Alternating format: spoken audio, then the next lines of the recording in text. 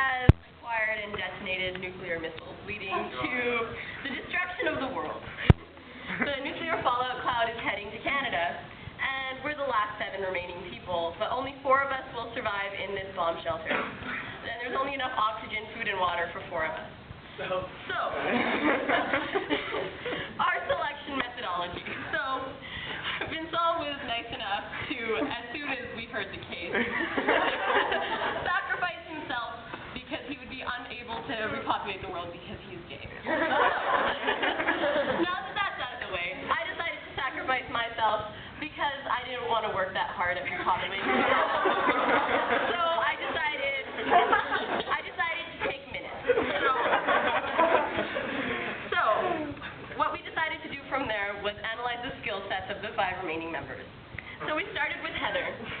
So she voiced that she had, we thought, what are the basics that we're going to need after this disaster happens?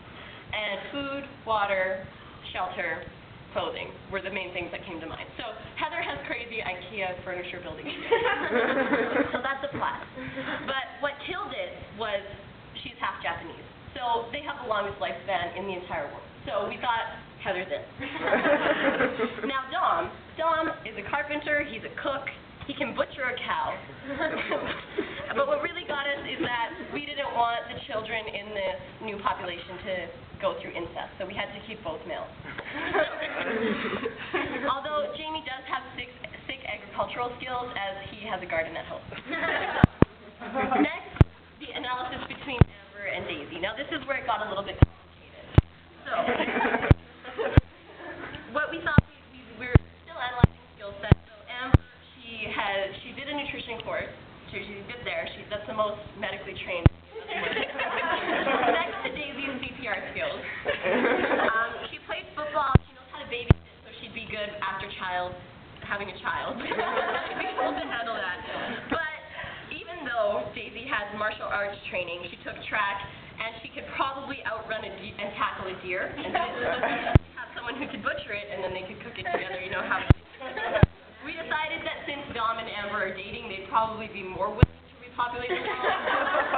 So Daisy, she took the step out, and we decided we'd just guard the bomb shelter. But the general skill that we'd all have is crazy Aiesec dancing, and that was one thing that we found as a commonality. And we decided we'd connect all of this back to Aiesec. So we decided our long-term goals were to raise TNs, because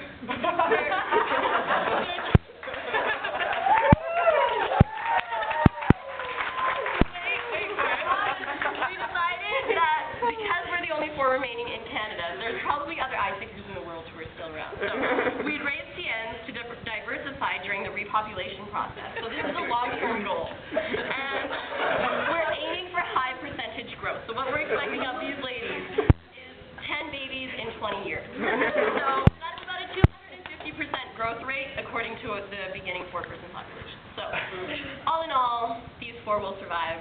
We will bow down. Thank you.